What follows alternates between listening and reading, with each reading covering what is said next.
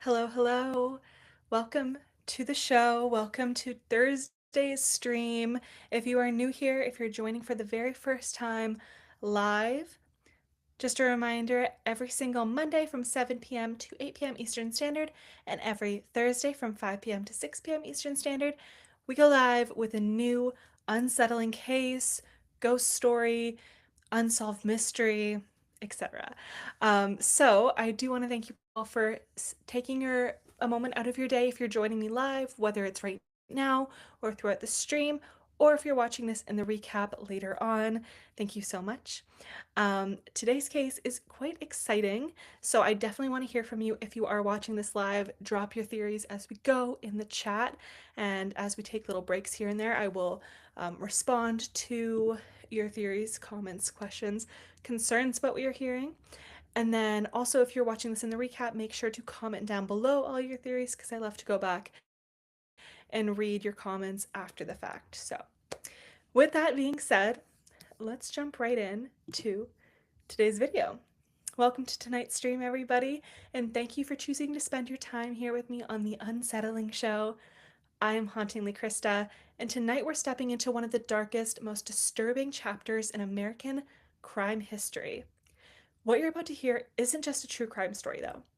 It's a mystery that has refused to stay buried for nearly 8 decades. Tonight, we're diving deep into the brutal and unsolved mystery of Elizabeth Short, a young woman the world would come to know by a name far more haunting than her own, the Black Dahlia. This case is infamous not only for the shocking violence of the crime itself, but for everything that followed. So, the sensational headlines, the missteps and corruption within the investigation, the flood of false confessions as well, the long list of suspects, some credible, some outrageous, and the way the media turned a real woman's death into a dark American legend. But tonight, we're not just retelling the story that you've heard before. Over the next hour, we'll walk through the timeline from the very beginning, from Elizabeth Short's life and final days to the horrifying discovery that stunned Los Angeles in January of 1947. We'll examine the crime scene details that still trouble investigators to this day, and we'll break down the major suspects who have been accused over the decades, separating documented fact from rumor, myth, and obsession. And then we're going to push even deeper into the unsettling territory. Because in recent years, very recent years, a new theory has emerged, and that is one that suggests the Black Dahlia murder may not have been an isolated act at all. A theory that proposes a single individual could be connected not only to Elizabeth Short's murder, but also to another one of America's most notorious and chilling mysteries, the Zodiac killings. Now, is it coincidence, pattern seeking, or could there be a disturbing thread linking two of the most infamous unsolved cases in US history? By the end of tonight's stream, you'll have a better understanding of the facts, the failures, the theories, and the implications of this claim. And you can decide for yourself what you believe. So dim the lights, get comfortable, and take a breath with me, because we're about to rewind the clock nearly 80 years. Let's go back in time all the way to January 1947. But first, before we go to 1947, let's stay in 2026 and spin some slots on Jackpot City before we get all dark and creepy. So, sharing the screen here. Alrighty. I think we'll do the blooming mystery for today. Alrighty. And so for those of you who don't know, this is Jackpot City. They are the main sponsor of this show. Every single stream we pop on a couple times to spin some slots. So if you are of legal age, definitely download the app and we can spin some slots together during this stream. It's a lot of fun. I have quite a few favorites at this point. And already look at that, a $4 win. Gotta love it. I also, at the very beginning of the stream, take a moment while we're spinning some slots to acknowledge the fact that I have reached out to my followers on my Instagram at Hauntingly Krista to ask you for some sort of theories, opinions, comments about the case that we're talking about for the stream. So I did that as we are doing some slots right here. Let me open up my Instagram story. And I had asked, is there a connection between the Black Dahlia case and the Zodiac killer? Because that's not the main thing we're talking about today, but it is a very big part of what we're talking about today. And we had a couple of responses. So someone said, I don't think so. And fair enough. I didn't even consider that until I started doing research on this case. So that is fair enough. Someone said, no, I think it's conspiracy. Fair enough. Someone said, oh, interesting. Don't know what that means, but it is interesting. Oh, 472. Nice little win there. Someone said, I think it's possible. Okay. And then we also have, looks like someone else has been doing their research from one of my followers. Yes, Marvin Marjalis is connection. And we will get to Mr. Marvin. Don't you worry.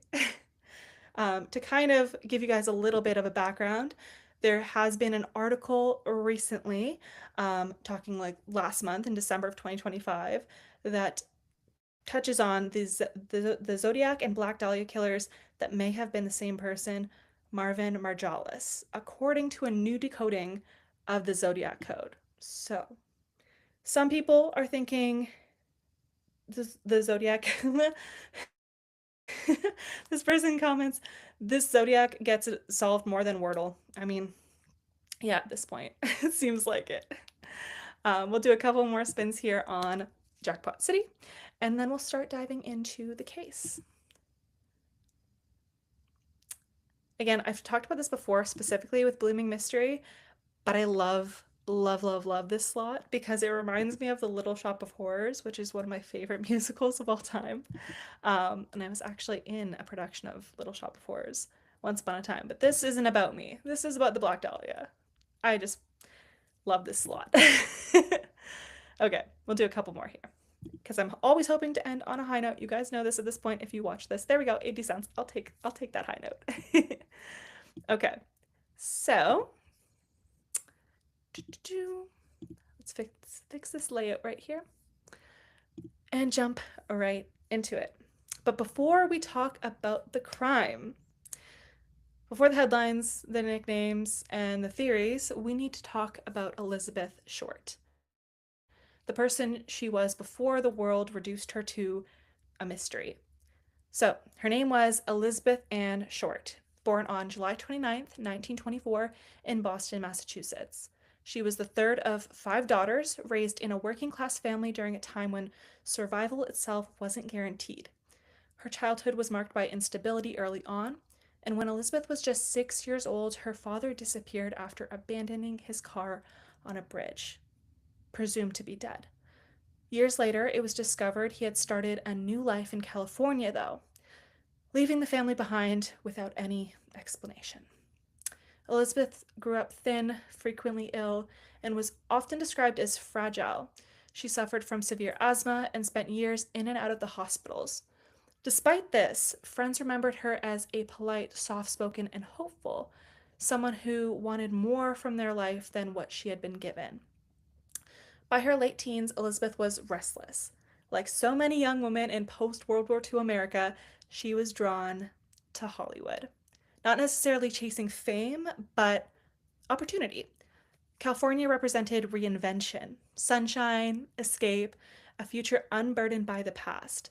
She moved from Massachusetts to Florida and California, staying with friends, relatives, and acquaintances along the way. She worked odd jobs when she could. She dated. She dreamed. She wrote letters home that painted her life in brighter colors than reality, a common habit among young people trying not to disappoint those that they left behind. Now, Elizabeth wasn't famous. She wasn't wealthy. She wasn't powerful.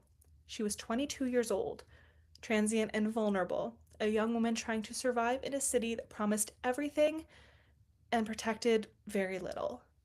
And then on the morning of January 15th, 1947, everything changed. It was a cool, Los Angeles morning in the Leimert Park neighborhood. Quiet, residential, unremarkable. A young mother was out walking her child, passing an empty lot bordered by sidewalks and modest homes. And as she glanced towards the grass, she noticed something strange. At first, she thought it was a mannequin. It was pale, still, perfectly arranged.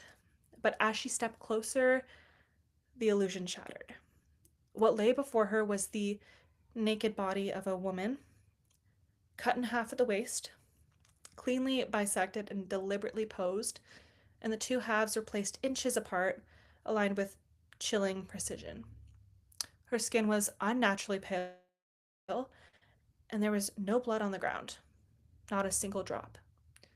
The body had been drained of blood, washed, and cleaned, as if prepared for display. This was not a crime of panic. This was not a crime of rage alone. And this was something far more calculated than that. When police arrived, seasoned officers were stunned into silence, to say the least.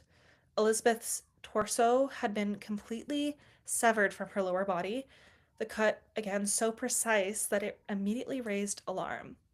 Investigators believe the killer possessed anatomical knowledge, so, and as well, someone comfortable with blades, pressure, and the human structure. So, a very smart person.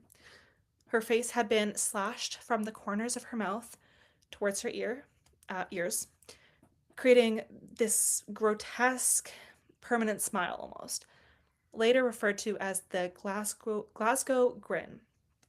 Her body bore cuts, bruises, and ligature marks, evidence that she had been bound, restrained, and tortured before death. So this was not quick. Um, it was not merciful. And yet the scene itself was eerily clean. The lack of blood told investigators one critical thing: Elizabeth was killed somewhere else. Her body had been transported and intentionally placed where it would be found. Within hours, fingerprints identified the victim as Elizabeth Ann Short. Prints the FBI had already had on file from a previous job application and a minor arrest for underage drinking. And almost immediately, the media descended. Reporters coined the name the Black Dahlia, inspired by Elizabeth's dark hair and her preference for dark clothing, and possibly the recent film The Blue Dahlia at the time. So the nickname stuck, sensational, marketable, unfortunately, and tragically permanent. From that moment on, Elizabeth Short was no longer a young woman with dreams and disappointments. She became a symbol, a spectacle, a story the world felt entitled to consume. And as the investigation unfolded, plagued by false confessions, leaked details, and mounting pressure, one thing became painfully clear. Los Angeles had never seen a murder like this before, and it may never have truly, or it may never be truly solved. Now, to truly understand why this case became so massive and why it ultimately collapsed under its own weight, we have to picture Los Angeles in 1947. So, this was a city in transition, right? World War II had ended less than 2 years earlier, and California was booming. Soldiers were coming home, defense jobs were disappearing, thousands of people were pouring into Los Angeles chasing opportunity, chasing reinvention, as well as escape. Housing was scarce, policing was stretched thin, organized crime, vice operations, and corruption thrived in the gaps as well. Hollywood, by this point, had already perfected the illusion, right, that it is known for. On the surface, Los Angeles sold itself as sunshine and glamour, a place where dreams came true.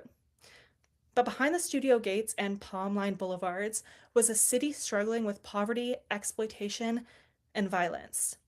Young women arrived daily with hopes of acting careers or better lives, only to find themselves broke, transient, and unprotected. Elizabeth Short was not an anomaly in this environment. She was a product of it. And when her body was discovered in Limart Park, it sent shockwaves through the city. This wasn't a dark alley, okay? This wasn't a Skid Row dumping ground. This was a quiet residential neighborhood, a place families walked their children in the morning, hence who found her, right? Police immediately cornered off the area, but even in those early hours, mistakes were made. The crime scene quickly became chaotic.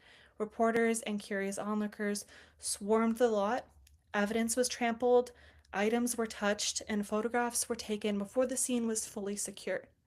So in 1947, forensic standards were nowhere near where they are today, and the pressure to move fast often outweighed the need to move carefully.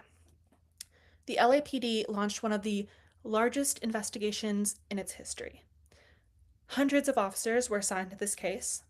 The FBI was brought in, primarily to assist with the fingerprint analysis and behavioral insights of this situation. Thousands of tips poured in from across the country. Every man Elizabeth had ever spoken to, dated, or been seen with became a potential suspect. Investigators tracked down hotel clerks, bartenders, friends, former lovers, and casual acquaintances, anyone who might have crossed her path in the final weeks of her life. And yet, nothing stuck. Over the following weeks and months, more than 150 suspects were formally interviewed by the LAPD. Some were cleared quickly, others lingered in the shadows of the case for years, but no arrest was ever made. Then came the confessions. As the details of the crime flooded newspapers nationwide, something strange began to happen. People started coming forward, claiming responsibility. Over the decades, more than 500 individuals would confess to the murder of Elizabeth Short. Some were mentally ill, some were seeking attention, others were attempting to attach themselves to infamy. Many of the confessions collapsed immediately under scrutiny, and the details didn't match. The timelines were impossible, or the confessor wasn't even in California at the time of the murder. But with each false confession, it drained time, it drained resources and focus from the investigation. Early on, detectives noticed something deeply unsettling about the murder itself. The precision of the bisection was one, the complete absence of blood, of course, and the careful washing of the body. This didn't look like the work of an impulsive killer. Investigators began to suspect someone with a medical or, like mentioned earlier, an anatomical knowledge, right? Attention turned towards medical professionals and university students, particularly those with experience in dissection or surgical procedures. So, autopsy photos and crime scene details fueled this theory, though no definitive link was ever proven. And as weeks turned into months, momentum faded. Leads dried up, witnesses moved on, or they changed their stories, and evidence degraded. Internal politics and departmental pressure complicated matters even further. Some detectives later claimed crucial evidence was ignored or mishandled. Others suggested corruption and incompetence played a role in burying the truth. Eventually, the case went cold, but it didn't disappear. Instead, the Black Dahlia murder transformed into something else entirely. It became a legend, a symbol of Hollywood's dark underbelly, a cautionary tale about ambition and vulnerability, and one of the most infamous unsolved murders in American history. And that unresolved nature, the lack of answers, ensured that Elizabeth Short would never truly be laid to rest. Because when a crime this violent goes unsolved, it doesn't fade away. It just waits. So, as the years passed and no arrest was made, the search for Elizabeth Short's killer didn't slow down. It multiplied. What began as a police investigation slowly transformed into something else entirely. Detectives, journalists, authors, armchair sleuths, and even family members all began proposing names. Some were grounded in evidence and documentation, others were built on rumor, coincidence, or the desire to attach a familiar face to an unbearable mystery. So let's walk through some of those suspects and theories that have lingered the longest and examine why none of them ever closed the case. So first we have George Hoddle, George Hoddle, one of the most enduring and controversial suspects. He is a doctor, a wealthy, well-connected physician living in Los Angeles at the time of the murder. For decades, his name never appeared publicly in connection with the Black Dahlia case, but that changed years later when his own son, Steve Hoddle, a former LAPD homicide detective, began re examining the evidence. George Hoddle had several things that immediately raised suspicion. He had extensive medical training, which aligned with investigators' early belief that the killer possessed anatomical knowledge. He lived in Los Angeles during the time of the murder and moved in elite social circles that gave him access, privacy, and protection. Now, he was known to host parties at his home, gatherings attended by artists, intellectuals, and other Hollywood figures where young women were present. But what truly fueled suspicion was what police themselves had already done in the late 1940s. During a separate investigation involving allegations of sexual abuse, George Hoddle's home was secretly bugged by police. While the recordings were not made specifically for the Black Dahlia case, they captured a series of unsettling statements. In one recorded conversation, George is heard saying, "Suppose I did kill the Black Dahlia. They couldn't prove it now. They can't talk to my secretary anymore because she's dead." End quote. Some interpret this as a dark joke. Others hear it as something far more chilling. Now, Steve Hoddle later uncovered archived files from the Los Angeles County District Attorney's Office, confirming that his father had indeed been considered a suspect by investigators at the time. He also pointed to photographs George had taken of women in poses that some believe resembled the crime scene, as well as handwriting analysis that allegedly matched letters sent to the press by the killer. Now, despite all of this, there was never enough admissible evidence to bring charges. George Hoddle left the United States in the 1950s and died in 1999, taking any definitive answers with him. To this day, George Hoddle remains one of the most compelling and divisive suspects in this case. The second theory, in terms of who did this, is the false confessors. Another disturbing aspect of the Black Dahlia case is the sheer number of false confessions it attracted. And are they really false? Over time, hundreds of people claimed responsibility for Elizabeth Short's murder. One example is Daniel S. Voorhees, who confessed to the killing but quickly unraveled under questioning. His version of events contained factual errors, contradictions, and details that had already been publicly reported, suggesting he was repeating information from newspapers rather than firsthand experience. And Voorhees was far from alone in that. Like I mentioned earlier, some of the confessors were seeking attention or some sort of notoriety. Others may have been attempting to relieve guilt for unrelated crimes as well. Each confession forced investigators to stop, investigate, and ultimately rule it out, draining time and the resources. So the flood of false claims muddied the water so badly that separating genuine leads from noise became nearly impossible. And again, could some of those false confessions actually be true? Just maybe not questioned appropriately. We might never know. Next, as the case moved further from resolution, speculation began to drift towards the sensational, right? So some theories pointed fingers at organized crime figures, including mobsters like Bugsy Siegel, despite the lack of any credible connection between him and Elizabeth Short. Others went even further, accusing celebrities and public figures, including filmmakers, writers, and Hollywood insiders. One of the most infamous examples involved Orson Welles, whose name surfaced based on rumor, circumstantial timing, and the tendency of some authors to prioritize shock value over evidence. These theories rarely relied on physical proof. Instead, they leaned on proximity, reputation, or coincidence, and none have withstood serious scrutiny. But with that being said, could it still be? We may never know. Oh, one second, I'm going to take a beverage.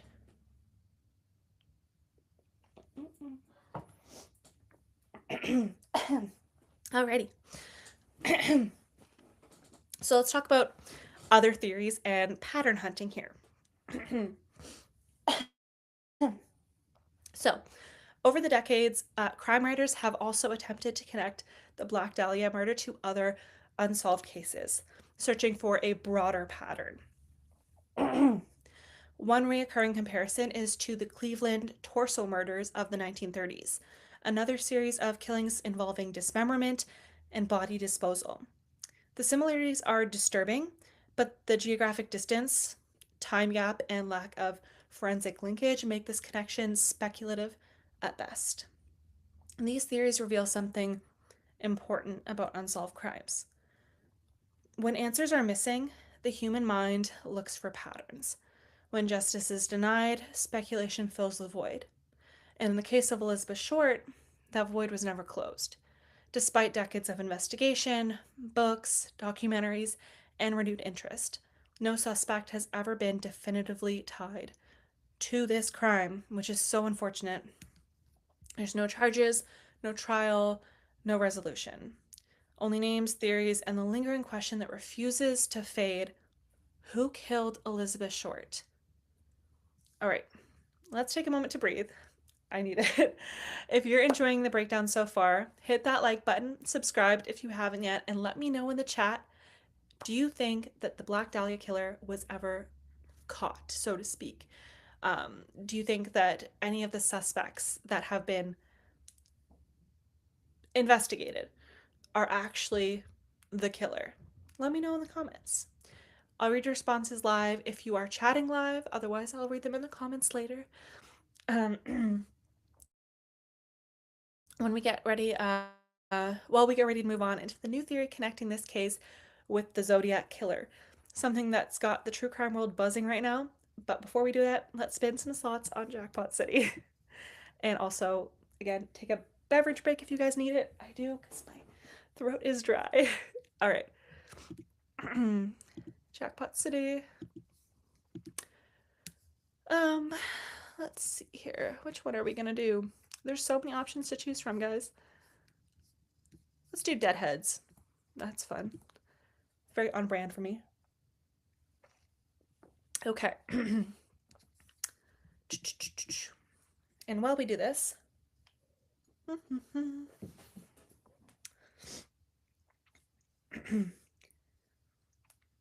gonna read some theories on a forum. Sorry while this loads. I also just realized this. I have never seen the actual loading screen for this, but it has little blood drips. Again, the attention to detail in the animations of Jackpot City is incredible. But we might, for the sake of time, do that one later.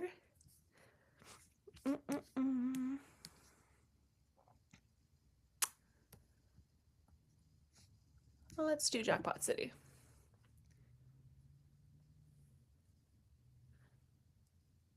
Just getting this set up, guys.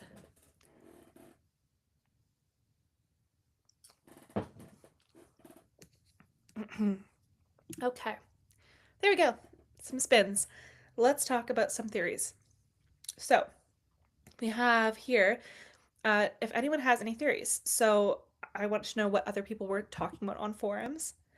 We have from this commenter, let's also not forget that Elizabeth Short's family was extremely poor. A writer from San Francisco lied to her mother a promise of money sending her body home for exclusive interview rights, which he never did. Apparently she's buried here in Oakland without family or friends here, and this person says they clean up her grave and make sure it's nice. Nobody deserves what Elizabeth endured. That is absolutely correct. I didn't know that. That's so sad. Elizabeth Short didn't always wear. Okay, interesting. We talked about this earlier. Elizabeth Short was known for her black clothing. That's why she was nicknamed the Black Dahlia. She didn't always wear black clothes. This is something that was exaggerated by the tabloid media at the time. Interesting. I too have been fascinated with this case. Ooh, $2 win. I too have been fascinated with this case since I was very young. I don't believe we will ever know who killed her. Probably not at this point. I've watched documentaries, read books, listened to podcasts, and still not convinced any theory is correct. I have never visited the scene where she was found. I hope to one day. Oh, and here we have some of the suspect theories. This person comments George Hoddle never killed anyone. Steve Hoddle has spent the last 20 years exploiting his LAPD career to push an increasingly bizarre narrative in which his father was a jet set serial killer, 50 killings in 50 years, starting as a teenager, who traveled the globe committing famous murders and getting away with them because George Hoddle knew too much, quote unquote. The average person who doesn't know anything about the Black Dahlia or other historic cases only relies on what Steve says or what comes out of his echo chamber. Cannot imagine the magnitude of his lies. It's staggering. Okay, interesting. Someone said, I don't think Hoddle did it at all. Um, okay, this person has a quote. Oh, look at that, a little win, 490. This person is quoting themselves. They said, if there's one lesson to be learned from studying old unsolved murders, it is that they exert a bizarre but powerful magnetism on one another in the public imagination. Cases that are separated by time, location, method, type of victim, and circumstances align themselves as if by magic to become the related acts of a serial killer who cunningly outwits the hopelessly inept police. And then here we have another commenter said Elizabeth Short's autopsy said her teeth were badly decayed and she had put candle wax on them. She was 22 years old. The only reason I believe her teeth could be so badly decayed at that young age is if she had bulimia. This is all speculation by this commenter. It would explain a lot of things, they said. Earlier photos showed her as very plump. Also, she could have had bad breath, which, in addition to her poor self image, could explain why she was reluctant to have a physical relationship with anyone. Interesting. I don't necessarily agree with that comment, but there's a theory for you. Hmm. Okay, yeah, there's some theories for you guys as we spun some Jackpot City. We'll do a couple more spins right here before we return to the case.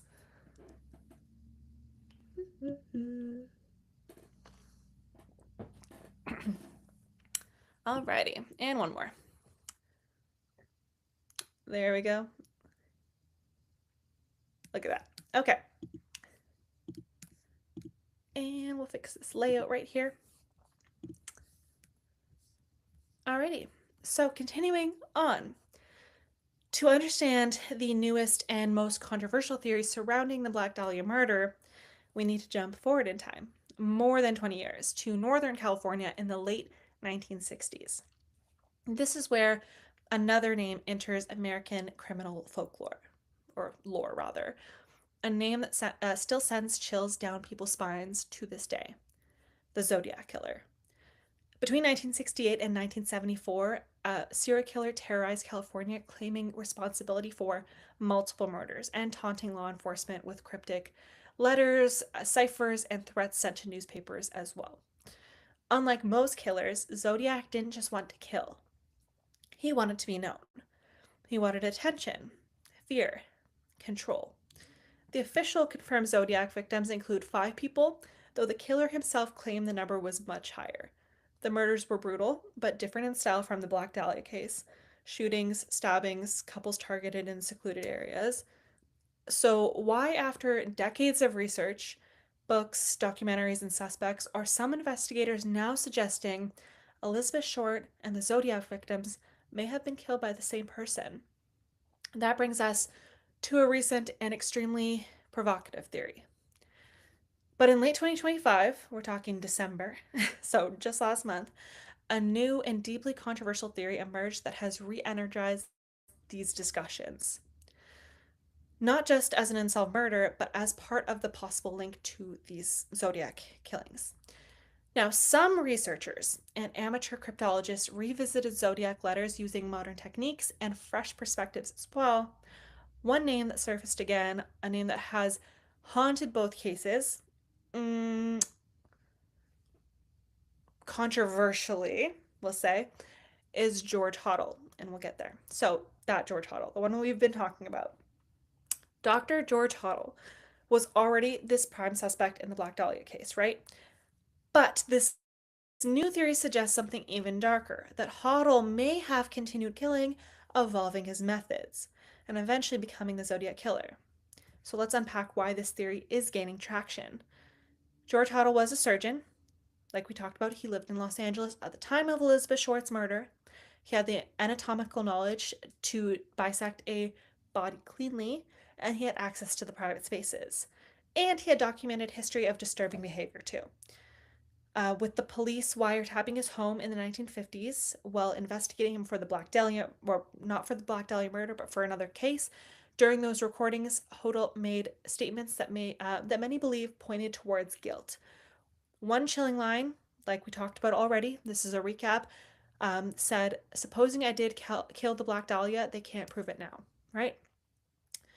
Now, defenders of Hodel argue this statement could have been sarcastic and taken out of context, but it's hard to ignore that combined with everything else.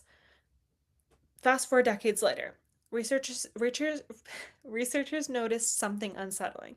The zodiac letters, the language, the tone, the intellectual arrogance resemble someone educated, confident, and deeply narcissistic. Someone who believed themselves smarter than the police. Someone like a surgeon who evaded justice once already. Potentially. However, a lot of people that are against this theory say that the age difference, like how old George Hoddle was at the time of the Black Dahlia case and the Zodiac killings, wouldn't have made much sense. So there's a lot of people that are completely against the fact that George Hoddle could be the Zodiac killer. They think that he could potentially be the killer of Black Dahlia, but then those two wouldn't be linked. Let's get into a new person. The main theory here, the main theory that's been talked about recently, centers around a man named Marvin Margolis, later known as Marvin Merrill. This is a suspect whose name had long appeared in the Dahlia case files, but was never widely discussed in popular accounts. So, who was Marvin Margolis? He was a 21-year-old pre-medical student at USC in 1947 and a World War II Navy corpsman, meaning he had a battlefield medical training and experience with treating wounds and performing emergency procedures as well. A military psychiatrist at the time described him as having resentment, aggression, and psychological instability stemming from his wartime experiences. When questioned by police after Elizabeth Short's murder, Margolis initially lied about knowing her and failed to disclose that he had actually lived with her for about 12 days in a Hollywood Boulevard apartment, just a few months before her death. This detail, that he was the only pre-med student known to have lived with Short, was noted by a district attorney investigator and later became a focal point for researchers. Margolis later moved to Chicago, changed his name to Marvin Merrill, and remained largely out of public view for decades. Frustrating further attempts to question him would obviously result out of that. And he also died in 1993. So, with that being said, though, the theory as it stands today was advanced by an Alex Baber, a self taught cryptographer and amateur sleuth. So Baber used artificial intelligence and sophisticated code-breaking techniques to tackle the infamous Zodiac killer cipher known as Z13, which is a cryptic message sent in 1970 that began with the phrase "my name is," and then followed by 13 undeciphered characters. After generating and filtering tens of millions of possible names based on known Zodiac witness descriptions and public records, Baber concluded that the code solution is the name Marvin Merrill, the alias Margolis used for much of his adult life after he moved to Chicago after the death of Elizabeth Short. According to this claim, that same name appears buried in the Zodiac cipher and is what the Zodiac was hiding in plain sight. Adding fuel to this theory. Um, 1 second. I just realized my computer might die. Give me just one moment while I plug it in. Just imagine there's like Law and Order music playing or something like that.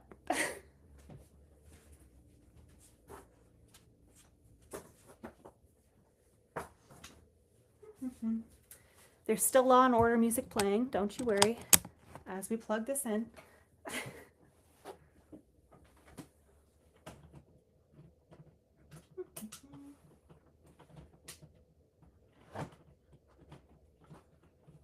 Okay.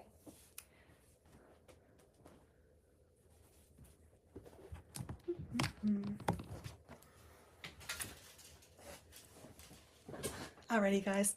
Law and Order music is coming to an end right now. Okay, we are back in action. Sorry about that little technical difficulty. Going back to this theory. So, we'll take it to this. So, adding fuel to the theory of the Zodiac killer possibly being Marvin Merrill. Former NSA cryptographers, including a chief codebreaker, reportedly endorsed Baber's solution to the Z13 cipher. So, we have two people now, and even identified that another Zodiac code may have been generated using the keyword Elizabeth, tying it back to Elizabeth Short, too. Proponents of the Margolis theory also point to a series of other suggestive, though not definitive, connections, which are the following. We have a deathbed sketch. So, Margolis is said to have drawn a sketch titled Elizabeth in 1992, depicting a woman from the waist up, with markings resembling stab wounds and partial dismemberment. In the shaded areas, proponents claim the word Zodiac is hidden, interpreted by some as a symbolic confession to both crimes. Second, anatomical knowledge, right? So Margolis his military training, military medical training, including performing battlefield amputations with knives, is cited as a possible explanation for the horrifying precision seen in the Black Dahlia killing. Former homicide detectives have noted this could account for anatomical familiarity without formal surgical training. Next is the geographic and timeline claims. According to Baber, Margolis, his movements later in life, including time spent in Northern California and work at companies like Intel in the Bay Area, place him in proximity to the Zodiac murders during that time period, though these are based on family records and addresses rather than police evidence. Next is the Zodiac Motel link. So one of the more speculative pieces of this puzzle comes from Baber's research into a 1940s motel in Compton called the Zodiac Motel, where he believes Short may have been killed, and which he argues could have inspired the later Zodiac moniker. This connection, while intriguing, has not been independently verified in historical records. Now, despite the drama of the claim, experts and historians are divided. Some former LAPD detectives find the connections compelling. Others see the theory as circumstantial at best. Critics point out that being on a suspect list decades earlier and changing names does not equate to proof of guilt in either case, especially given the lack of forensic or evidence tying Margolis to the Zodiac murders. Others emphasize that both cases have long attracted sensational theories and that decoding one cryptic message does not automatically resolve either crime. The LAPD has acknowledged the existence of the new findings, but has not declared the case solved, and they remain a cold case priority, but not an active open investigation. But why this theory matters. Whether you consider this theory persuasive or speculative, it represents a significant moment in how both cases are discussed in the public sphere. It bridges two of America's most enduring mysteries in a way that has never been documented before, and it hinges on modern analytical tools, AI and cryptography, applied to decades old evidence, which is neat.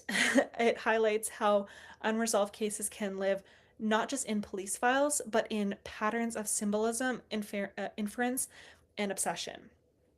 But for all its intrigue and complexity, this theory has not produced the definitive proof required to close either the Black Dahlia or the Zodiac cases in an official capacity.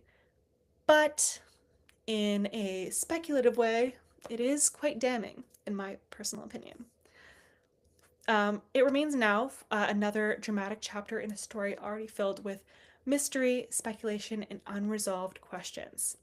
Another chilling possibility: what if the Black Dahlia murder wasn't an isolated act, but an early experimental crime? What if the killer learned from it? Think about that for a moment. The Black Dahlia murder was extremely violent, deeply personal, and visually shocking. It generated massive media attention, but also massive police scrutiny. If George Hoddle or Marvin Margolis was the killer, and again, this remains unproven, he may have realized that extreme mutilation drew too much attention. So, what do serial killers often do? They evolve. The Zodiac murders were less about physical display and more about psychological terror. Less about posing bodies, more about controlling the narrative. Instead of mutilation, Zodiac mutilated the public's sense of safety. Instead of leaving a body as a message, he used letters. This shift doesn't disprove a connection, and it may actually support it. Now, it's important to slow it down here because there's no DNA evidence directly linking Hodel to the Zodiac crimes or Margolis. No smoking gun, no confession that holds up under scrutiny. Just the, specifically with Margolis, pretty damning speculative evidence, put in quotes. Many Zodiac experts believe that the killer was young. So this is going back to the theory that some people think that Hoddle might have been the Zodiac killer too. So with that theory, could be younger than Hoddle, could be Margolis.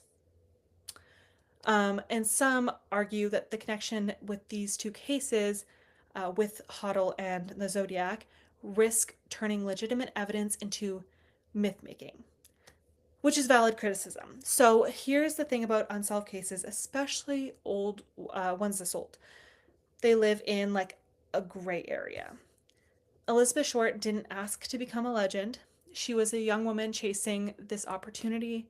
Instead, her murder became a cultural obsession, inspiring books, films, conspiracy theories, even ghost hunting, and decades of speculation. The press in 1947 sensationalized her life, exaggerating details and painting her as a reckless, immoral, or mysterious person. In doing so, they overshadowed who she really was, as we spoke about earlier. And the same media obsession fuels the Zodiac fascination today. And that raises a hard question. Are we chasing truth when it comes to these cases, or just stories? So, were the Black Dahlia and the Zodiac murders committed by the same person? Right now, we can't say yes, and we also can't say no. We can have our theories, but that's about it. What we can say about both cases, um, or what we can say is that both cases reveal the limits of justice, the power of media, and the way unsolved crimes refuse to stay buried. Elizabeth Short still deserves answers, and until she gets them, the Black Dahlia will remain one of America's darkest shadows. So if you're watching this still right now, type in the chat or in the comment section below, same killer if you believe that the killer for the Black Dahlia case is the same as the killer in the Zodiac killers, or if you think they're different killers, comment that as well. I would love to know. So let's go on to some lesser known suspects, why the case officially went cold, and new forensic possibilities, and what might actually solve it. When people think about the Black Dahlia case, they usually hear the same few names repeated over and over again, like we spoke about already. But what often gets lost are the dozens of other suspects, some briefly investigated, others quietly dismissed, and some buried in dusty files for decades. One suspect is Leslie Dillon. So, Dillon was a bellhop and a mortician's assistant who corresponded with psychiatrist Dr. Paul de River, one of the earliest criminal profilers. Dillon's letters contain disturbing fantasies and oddly specific knowledge of the crime. At one point, LAPD believed they had enough circumstantial evidence to hold him. But Dillon had an alibi, and more importantly, LAPD mishandled the interrogation so badly that the case against him collapsed. Evidence was contaminated, procedures were violated, and yet again, the killer slipped away. Another suspect was Mark Hansen, a nightclub owner, an acquaintance of Elizabeth Short for a brief time. Short had words. What's that? Beverage again.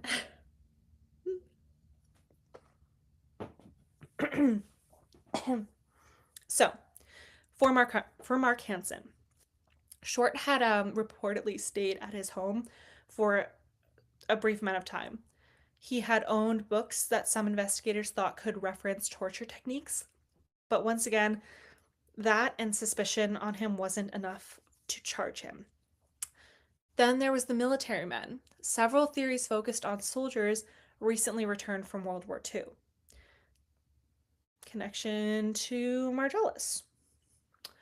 Something to think about. Men trained in violence, anatomy, and discipline, right? So records were incomplete there. Memories faded, and no single individual could conclusively be tied to the crime. And that's the recurring theme here. Every suspect comes close, but never close enough.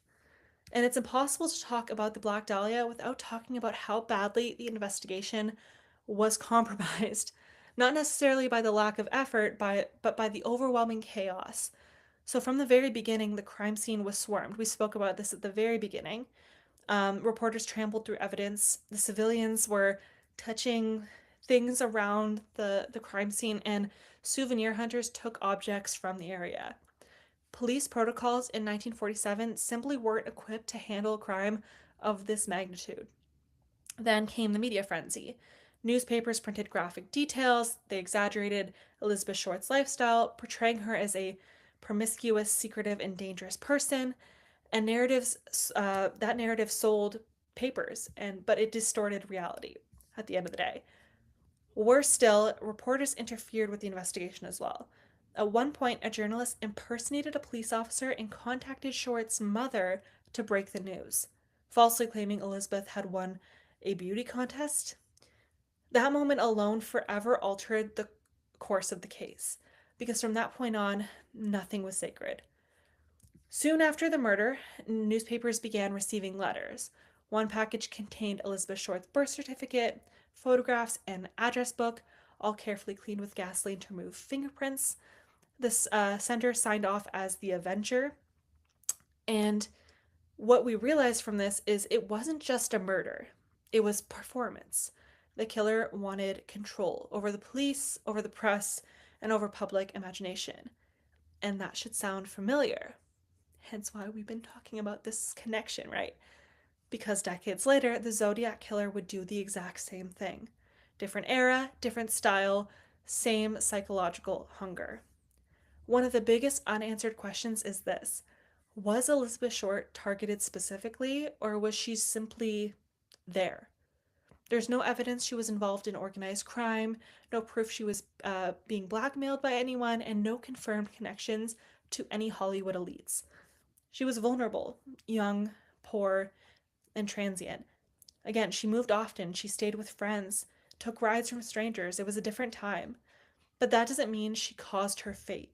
But it does mean that someone noticed her. Or it could mean, rather. And once noticed, she was chosen. But here's the haunting part. Even today, even with all of our technology, solving the Black Dahlia case is incredibly difficult. Most physical evidence is gone, lost, mishandled decades ago, but not all hope is gone. Modern forensic genealogy, the same technique used to catch the Golden State Killer, could theoretically be applied here. If preserved DNA exists on letters, envelopes, or items, it could be cross referenced with public databases. But there's a catch: legal hurdles, funding issues, and the fact that many items are sealed or privately held. So, you might ask, why does this case still matter? Why obsess over a murder from 1947? Because Elizabeth Short represents every victim whose story was overshadowed by spectacle. Because unsolved crimes teach us where systems fail. Because closure matters even decades later. And because every time we retell her story correctly, we push back against the myths that consumed her. Elizabeth Short was far more than the Black Dahlia. She was someone's daughter, she was someone's friend, someone who deserved a future, and she never got one. So, with that being said, we are running close to the end of the hour, so we might run a little bit over, um, and that's okay. Before we close that chapter, I do want to return one last time to the question that sparked the renewed interest in this case. Was the Black Dahlia killer the Zodiac? On the surface, the crimes are different, but when you strip away those surface details, something unsettling remains. Like we spoke about many, many, many, many times already, the crimes center on control. The Black Dahlia killer controlled Elizabeth's body, every moment, every injury, every placement. He controlled how she would be seen, remembered, and spoken about. The Zodiac controlled fear itself. He controlled the newspapers, the police departments, entire cities. He turned murder into a game.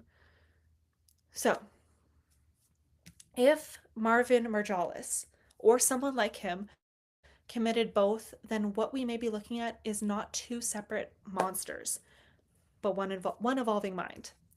People often ask why the Black Dahlia case was never solved. And the answer isn't simple. It's because it's human. Evidence was destroyed, the crime scene was compromised, and technology was limited.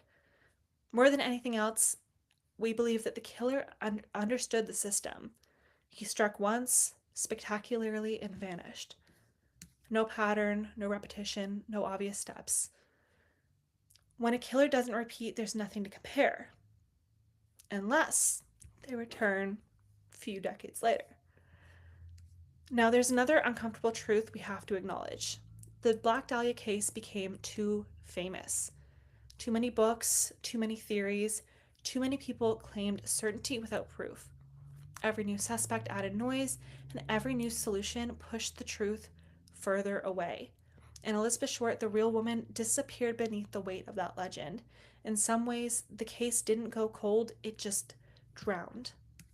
In an attempt to understand the killer without naming him, a profile begins to emerge. This was something organized, intelligent, someone comfortable with gore, someone who planned, someone who didn't panic, someone who wanted the world to look but not see. The killer was almost like a director. Elizabeth Short, her death still haunts us because it asks a question we can't answer. How can someone do something so cruel and never be held accountable? If you walk through Landmark Park today, there's nothing to mark what happened: no plaque, no memorial, no warning, just grass, sidewalks, homes. Life moved on. But in cases like this, where we retell what happened, the story doesn't. Closure doesn't always mean an arrest. Sometimes it means remembering the victim accurately. Elizabeth Short wasn't a femme fatale. She wasn't a Hollywood scandal. She wasn't a symbol. She was a young woman trying to survive. And that matters. The Black Dahlia case reminds us that some monsters never get names. They disappear into history, into speculation, into shadows, but the victim remains. And as long as we tell Elizabeth Short's story carefully, honestly, and without exploitation, then she isn't lost. She's remembered. So, with that, we will spin one last time on Jackpot City before we close out for tonight. And we'll do some unusual suspects. So, I would love to hear your thoughts. Again, whether it's in the live chat if you're in here right now or in the comment section later on. I'd love to know what you think about this case. If you have any idea who the suspect may be, whether it's Zodiac killer related or not. But I think that, again, this whole Marvin Marjalis situation is really telling to me. I'm going to grab the forum again and we're going to read some theories. Just a couple. And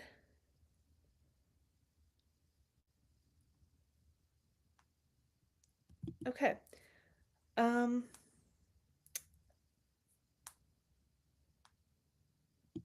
hmm.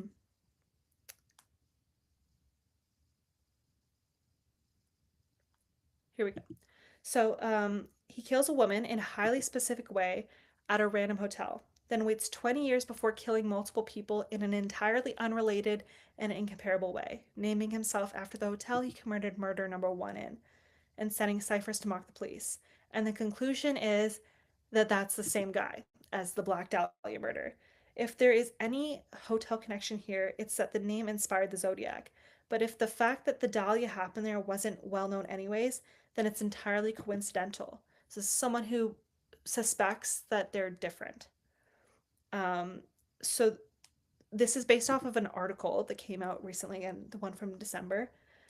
This article actually does a fine job of explaining why he links Marjalis and the hotel to short, but basically just goes woo Zodiac afterwards, which I can see. Always mistrust true crime stories where famous cold cases are quote unquote solved.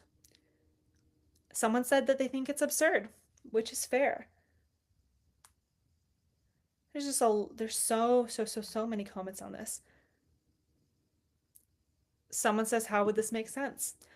To me, personally, I think that the Marvin Marjalis theory does make sense to connect the two, but just because of like how everything kind of unraveled and how Marvin is described, his background, I think that it could place him there. But again, at the end of the day, I feel like we would have been able to make those two connections if he was the killer earlier. So at the end of the day, it could have been it could be Marvin, it could be George Hoddle, it could be someone completely separate, it could be Leslie Dillon. We might never know. And with that, we just won $8.40. So I'm going to end that guy right there. We're going to fix this layout right here. And I do want to close off today. We ran a little bit over an hour, so I do hope that you enjoyed watching this stream. Thank you for spending time with me tonight, and sitting for a story that was never meant to be comfortable. If this case unsettled you, if it stayed with you at all, if it left you with more questions than answers, that's okay, because that's exactly what it does for most people. Elizabeth Short was more than a headline, more than her nickname, more than a mystery, and yet decades later, the truth of what happened to her still remains just out of reach. If you have thoughts, theories, or questions, I invite you to share them again in the comments of this video, and I'll read every single one. I really want to hear what you guys think about it. If you want more deep dives into unsolved cases, forgotten victims, and the darkest edges of history, haunted places, paranormal investigations, you already know where to find me. Make sure to subscribe to The Unsettling Show here, as well as follow Unsettling Show on TikTok and Instagram. You can also find me on YouTube, Instagram, and TikTok at Hauntingly Krista as well. We are live every single Monday from 7 p.m. to 8 p.m. Eastern Standard, and on Thursdays from 5 to 6 p.m. Eastern Standard. So I will see you on Monday, everybody. For now, take care of yourself, turn the lights back on, and don't rush to shake this one off. Good night, and remember, some mysteries don't want to be solved, or can't be. I will see you guys all on Monday. Thank you for joining me.